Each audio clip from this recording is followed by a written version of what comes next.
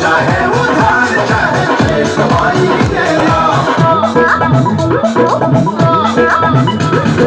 ना चेक ले हम ना दे हम उधारी कहे कि ये बाबू ये चुम्मा है भारी। ये बात हाँ अगर ना बेच के चुम्मा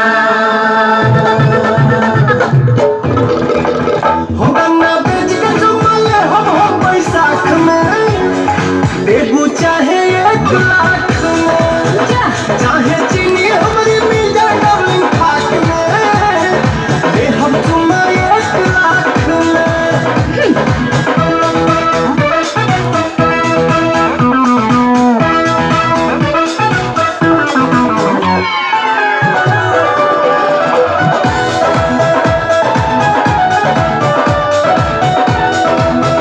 कितना अइले बब्बर से भइले हमरा आके ढेर ढेल भइल तीर कमान लेके भगल है अपन जान जी। हौवे ऊपर बिहार यूपी बढ़ जाई भारो बीपी लगबू ऊपर नीचे हाथे तो सही लागो बस के चापे। तनिको दम रहल ना कौन चीज हाँ तनिको दम रहल ना मुर्गा के पाख में।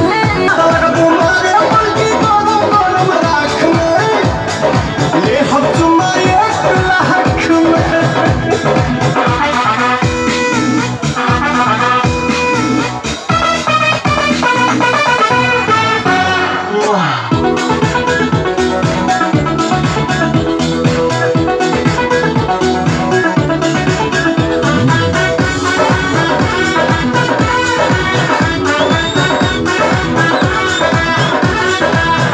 सुना सुना ये नमूना तोसे बानी हम 5 गुना हम हई बड़ी बुलेट तू तो हम छटकी लूंगा।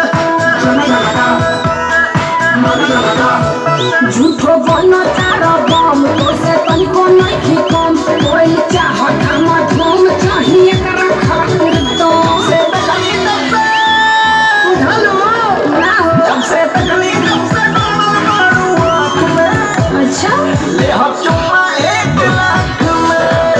तरहिया खोजे लगलो हमरी सुनर आँख में तो चुम्मा ली है 1 लाख में।